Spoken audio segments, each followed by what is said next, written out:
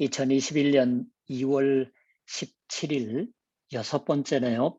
누가복음서 1장 57절부터 80절까지 성경을 읽어보시겠습니다. 엘리사벳이 해산할 기한이 차서 아들을 낳으니 이웃과 친족이 주께서 그를 크게 긍휼히 여기심을 듣고 함께 즐거워하더라. 8일이 되매 아이를 할례하러 와서 그 아버지의 이름을 따라 사가랴라 하고자 하더니 그 어머니가 대답하여 이르되 아니라 요한이라 할 것이라 하매 그들이 이르되 네 친족 중에 이 이름으로 이름한 이가 없다 하고 그의 아버지께 몸짓하여 무엇으로 이름을 지으려 하는가 물으니 그가 서판을 달라 하여 그 이름을 요한이라 쓰매 다 놀랍게 여기더라. 이에 그 입이 곧 열리고 혀가 풀리며 말을 하여 하나님을 찬송하니 그 근처에 사는 자가 다 두려워하고 이 모든 말이 온 유대에 두루 퍼지매 듣는 사람이 다 이 말을 마음에 두며 이르되 이 아이가 장차 어찌될까 하니 이는 주의 손이 그와 함께 하심이로라. 그 붙인 사가랴가 성령의 충만함을 받아 예언하여 이르되 찬송하리로다 주 이스라엘의 하나님이여 그 백성을 돌보사 속량하시며 우리를 위하여 구원의 뿔을 그 종 다윗의 집에 일으키셨으니 이것은 주께서 예로부터 거룩한 선지자의 입으로 말씀하신 바와 같이 우리 원수에게와 우리를 미워하는 모든 자의 손에서 구원하시는 일이라. 우리 조상을 긍휼히 여기시며 그 거룩한 언약을 기억하셨으니 곧 우리 조상 아브라함에게 하신 맹세라. 우리가 원수의 손에서 건지심을 받고 종신토록 주의 앞에서 성결과 의로 두려움이 없이 섬기게 하리라 하셨도다.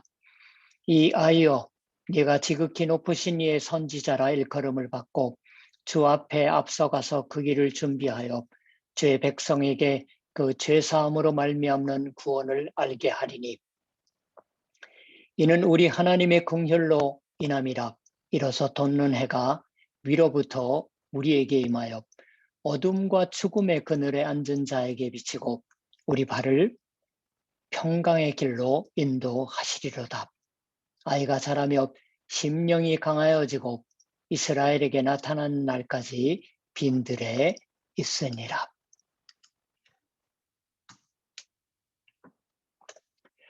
마리아의 창가에 이어서 사가랴 창가, 그러한 제목으로 성경 공부를 해보려고 합니다.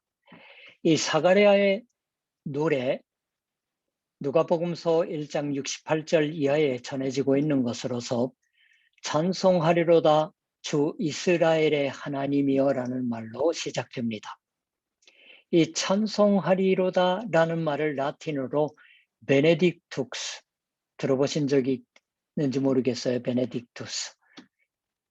이 베네딕투스라는 제목으로 노래되는 찬송의 노래가 그 후에 교회 예배에서 종종 불려지게 되었습니다. 그건 마리아와 창가와도 같은 것일 거예요.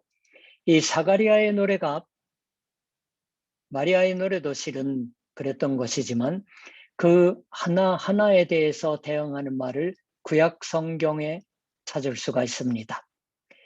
마치 구약 성경에 갖가지 말을 이어붙인 것처럼조차 생각이 듭니다. 그러나 그와 같이 생각하기보다도 오히려 주 예수의 탄생이 가까워졌을 무렵 사가랴가 노래한 이 노래 속에 이 사가랴도 포함해서 하나님의 백성의 고민, 괴로움, 거기로부터 생겨난 기도, 소원이 집약되고 집중해서 표현되고 있다고 읽는 것이 좋은 것이 아닐까라고 생각합니다. 거기에는 단지 유대인만이 아닙니다. 한국인이고 지금 일본의 이 시대에 살고 있는 우리의 마음도 멋지게 노래되어지고 있다. 거기서 대체 예수가 태어나 주신다고 하는 것이 어떠한 것인가? 직접으로는 이 사가랴의 아이고 예수의 선구자로서 요한이 태어난다고 하는 것이 대체 어떠한 하나님의 뜻에 의한 것인가? 그것이 말씀되는 것입니다. 이 창가는 대단히 내용이 풍요로운 것이고 또 그 말도 아름다운 것이므로 신중하게 우리가 주의 깊게 조사하고 싶은 것이지만 그러한 것을 하고 있으면 언제 실제로 주 예수의 생애의 걸음으로 들어갈 수 있을지 알 수 없게 되니까 오늘 6번째 아직 그 생애의 걸음으로 못 들어가고 있어요. 오늘은 단 한 번의 얘기 속에서 이러한 것을 꼭 생각해 주셨으면 하고 생각하고 있는 것만을 말씀드리려고 합니다. 이 사가랴의 찬가라고 부르는 노래가 생겨난 계기가 되었던 건 57절이 말씀하는 사건입니다. 엘리사벳이 해산할 기한이 차서 아들을 낳으니 요한이 태어납니다. 이 요한이 태어나기까지의 사이 10개월 10일이라고 합니까? 그 기간 동안 사가랴가 말을 할 수 없었다라고 성경이 말합니다. 이에 그 입이 곧 열리고 혀가 풀리며 말을 하여라고 64절에 기록되어 있는 것처럼 그때까지 사가랴가 전혀 말을 할 수가 없는 채로 10개월 동안 지내고 있었던 것입니다. 59절에 8일이 되매라고 있습니다. 8일째에는 여기에 있는 것처럼 할례가 행해집니다. 남자아이가 태어나면 유대인은 그 아이의 성기에 상처를 내서 이때 비로소 이름을 짓습니다.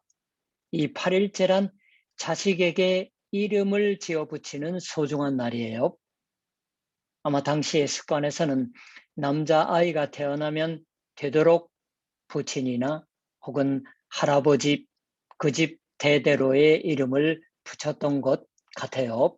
그러니까 일일이 아버지의 의견을 물어볼 필요도 없이 당연히 주위 사람들은 태어날 아이도 또한 사가랴라는 이름이다라고 생각했던 탑니다. 미국이나 유럽에서도 누구누구 주니어라고 붙이잖아요. 같은 이름으로. 그런데 모친 엘리사벳이 거기 반대해서 아니라 요한이라 할 것이라고 우겨댔습니다. 사람들이 놀라는 거예요. 평소 그렇게 남이 하는 말에 대해서 거스른 적도 없었을 엘리사벳의 확고한 태도가 사람들을 놀라게 만들었습니다. 그런 건 생각할 수가 없는 것이에요. 지금까지의 관습을 깨트리는 것이 어떻게 해서 가능할까? 어떠한 셈인지 알 수 없지만 엘리사벳 이 남편 사가랴가 말을 할 수 없지 않아 의견을 들어도 쓸데없을지도 모르지만 그러나 이렇게 되면 남편의 의견도 들어보지 않으면 안 되겠다고 해서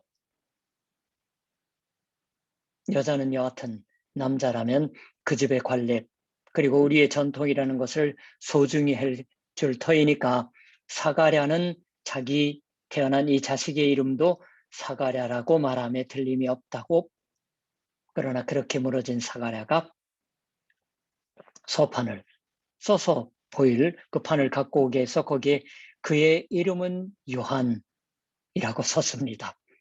그때 사가랴의 입이 열리고 혀가 풀렸다고 성경이 말씀하는 거예요. 이미 우리는 읽었습니다. 이 사가랴가 하나님 앞에 혼자 섬기고 있을 때 성소에 들어가서 아들 요한의 탄생을 전해 알려지고 있었습니다. 하나님의 천사를 통해서. 그러나 마리아와는 조금 다른 듯해서 이 사가랴는 이 하나님의 약속을 그대로 완전히 믿을 수가 없었던 것이에요. 그 때문일까요? 요한이 태어날 때까지 말을 할 수가 없게 되고 있었던 것입니다. 단지 침묵으로 이때를 기다렸어요. 요즘은 코로나 와중이니까 식당에 가도 전철을 타도 버스를 타도 침묵 승차, 침묵으로 먹자 뭐 이런 식의 얘기도 나오지만 침묵인 채로 10개월을 지내고 있던 것입니다. 아내의 몸이 무거워져 오는 것을 지켜보면서 이때를 기다렸던 거예요. 태어날 때를. 여기 드디어 사가랴가 하나님의 행하신 일이 아니 먼저 하나님의 말씀이라고 해야 하겠지요. 그 하나님의 말씀이 실현한 그 사건에 분명히 입회할 수가 있었습니다. 자신이 입회했을 뿐만 아니라 자신도 또한 그 역할을, 하나님의 말씀이 열매를 맺기 위한 역할을 다할 수가 있었던 겁니다.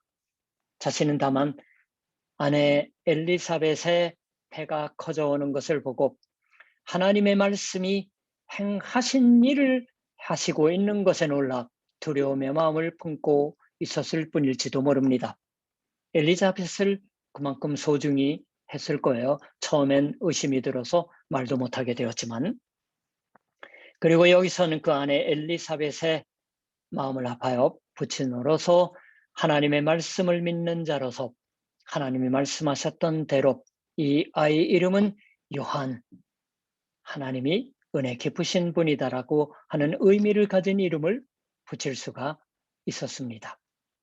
여기에 하나님의 구원에 행하신 일의 한 걸음이 또한 진행되었다고 말해야 할 것이겠지요. 내 자식의 탄생을 향해서 하나님의 말씀이 점점 더 열매를 맺어가는 것을 응시하고 있는 동안 사가랴가 말을 할 수가 없었던 것이에요. 자신이 하나님의 성소에 들어가 있을 때 뭘 경험했냐고 하는 것을 소상하게 자신의 입으로 아내에게 이야기할 수도 없었던 것입니다. 그런 의미에서는 단 혼자서 자신도 관련된 하나님의 사건을 반복해서 떠올릴 뿐이었을지도 모르겠어요. 그러나 그 사가랴의 마음속에 일어나고 있던 것은 점점 더 의심이 깊어지거나 소망이 사라져버리는 듯한 것이 아니라 오히려 노래가, 우리가 얘기하는 찬가가 쌓아가고 있었던 것입니다. 노래의 마음이 비축되고 있었다. 노래해야 할 것을 풍성히 쌓아 올려져 가고 있었다라고 말할 수 있겠지요. 아마 성경의 말씀을 읽고 맛보며 노래가 생각나는 그러한 나날이었을 것입니다. 그러한 생활이었던 것이 아닐까요? 하나님의 은혜가 자꾸자꾸 멀어져 가버려 난 하나님을 저버렸으니까 말도 못하게 되었다라고 혼쭐 나버렸다라고 하는 듯한 것이 아니라 말을 할 수가 없다고 하는 사실에 점점 더 하나님의 깊은 은혜를 맛보고 있었던 것이라고 저는 믿습니다. 자기 같은 보잘것없는 무명의 제사장이 어디서 하나님이 마음에 두시는 일이 벌어질까 하고 생각했는데 그렇지 않았던 걸 몸으로 체험하는 것이어서요. 노래에는 높은 산을 끝까지 오르자고 자신을 격려하며 노래하는 노래도 있을지도 모르지만 여기서는 그것과는 거꾸로 깊고 낮은 곳에 서성대는 자신에게는 훨씬 높은, 손이 닿지 않는 곳에 계신다고 생각하고 있던 하나님이 이 내 아주 바로 곁에 와 주셨던 그 은혜를 깊이 맛보아 아는 맛, 거기서부터 생겨나는 찬가가 생겨나고 있습니다. 많은 찬송가가 같은 생각에서 생겨났다고 저는 여기고 있습니다. 그러니까 교회에서 노래하는 찬송가는 찬송의 노래, 찬송가인 것입니다. 군가가 아니에요. 전쟁에 가기 위한 격려의 노래가 아닙니다. 단지 조금만 달콤한 기분에 빠지기 위한 노래도 아닙니다. 하나님을 찬양 노래하는 노래요. 찬송하는 노래입니다. 하나님을 찬송하리로다 라고 하는 것, 이건 성경을 쓸 때 들어 쓰여진 그리스어가 특히 그렇지만 찬양을 한다라고 번역되고 있는 말은 고백한다고 하는 것과 같은 의미를 갖고 있습니다. 고백이라 하면 뭔가 남몰래 나쁜 짓을 해버렸던 것을 고백한다고 하던 그런 의미가 아니라 알기 쉽게 말하면 인정한다고 하는 것입니다. 공적으로 인정한다고, 많은 사람들 앞에서 인정한다고 하는 의미예요. 하나님이 행하신 일을 인정한다고 하는 것, 그것이 신앙 고백이고 찬양입니다. 사가랴가 바로 하나님의 행하신 일을 인정하지 않을 수 없습니다. 하나님이 지배하고 계시는 겁니다. 그걸 인정하지 않을 수 없는 거예요. 그 신앙을 고백하지 않을 순 없으니까 이 사가랴의 창가가 이러한 식으로 노래하기 시작하는 겁니다. 찬송하리로다 주 이스라엘의 하나님이여, 그 백성을 돌보사 속량하시며 우리를 위하여 구원의 뿔을 그 종 다윗의 집에 일으키셨으니 이것은 주께서 예로부터 거룩한 선지자의 입으로 말씀하신 바와 같이. 지금 제가 읽은 이 찬양 노래 속에 특히 중요한 것은 돌보사라고 번역되고 있는 말입니다. 신약 성경에 11번만 사용되고 있는 말이에요. 일본어 성경은 옛날 고고야거에서는 가에리미르라고 번역하고 있고, 우리가 같이 성경으로 읽고 있는 신공동 번역에서는 오토즈레르라고 번역하고 있는 말입니다. 성경 속에서 대단히 소중히 사용되고 있는 말이고, 그 후에 교회 역사에 있어서도 하나님이 어떻게 일을 꾸미시는지 하시는지, 그리고 하나님의 처사가 어떠냐라고 하는 것을 나타내 보이는 말로서 들어 쓰여진 말이 오늘 나오는 돌보사라고 번역된 말입니다. 일본어 성경에서는 오토즈레르. 사가랴, 이 사람의 이름의 의미는 하나님이 나를 잘 기억하고 있어 주신다고 하는 의미의 이름입니다. 잊혀지고 있는 것이 아닌가라고 생각하는 사람이 문득 자신을 돌아봐주는, 게다가 사랑을 담아서 돌아보고서 가만히 응시되고 있는, 아무리 짧은 시간일지라도 그 눈길 속에 자신에 대한 사랑을 확인할 수가 있다면 우리는 한숨을 놓습니다. 잊혀지지 않고 있구나. 자신을 날 기억하고 있어주는구나. 이제부터 나중에도 저 사람을 신뢰하고 가도 되겠구나. 그렇게 생각하면 평안하게 될 수 있는 것입니다. 하나님이 돌보신다. 같은 말이 히브리서 2장 6절에는 그렇게 번역이 된 거예요. 사람이 무엇이기에 주께서 그를 생각하시며 인자가 무엇이기에 주께서 그를 돌보시나이까. 유대 백성, 열심으로 신앙으로 살고 있었을 사람들, 그 사람들에게 있어서 자신들의 불확실한 생활, 헤롯 왕의 지배하에 있고 혹은 더욱이 로마의 권력이 군림하는 그곳에서 하나님은 이쪽으로 몸을 돌리고 있어 주시는 것일까 하고 의심이 당연히 생깁니다. 슬픔을 느낍니다. 그렇지만 하나님이 돌보고 있어 주셨다. 사가랴가 그걸 알고 노래하지 않곤 있을 수 없게 되는 거예요. 10개월 동안 침묵 속에서 우리 성경이 돌보다, 일본어 성경이 방문하다라고 하는 번역은 사도행전에서 방문하다라고 번역된 구절이 있었습니다. 하나님의 돌보심이 행동적인 것을 강조하는 의미로서 번역되기도 하는 것입니다. 이쪽을 돌보시는 하나님이 행동을 일으키시는 하나님이에요. 속량하시며, 공동번역 개정판은 해방시키셨으며, 일본어 신공동번역은 해방하고, 그리고 성서협회 이제 공동역은 속량하시며라고 번역을 하고 있어요. 우리와 같습니다. 속량하다란 여러 번 말씀드리지만 노예를 되사드리는 겁니다. 그 노예의 값을 지불해서 노예를 해방시켜주는 거예요. 그런 의미입니다. 그래서 속량하시다라고 하는 것을 우리 성경도 공동번역이 해방시키시다라고 번역을 하는 겁니다. 일본어 성경도 마찬가지예요. 해방하다, 속량하다라고. 최근의 번역은 속량하다 쪽으로 기울어진 것입니다. 성경의 번역이 무슨 그렇게 중요할까 생각을 하실지 몰라요. 그러나 우리가 알고 있는, 우리의 신앙을 지배하고 있는 그 틀이라고 하는 것은 성경의 이러한 자세한 번역이 세상에 말씀되기 전의 내용입니다.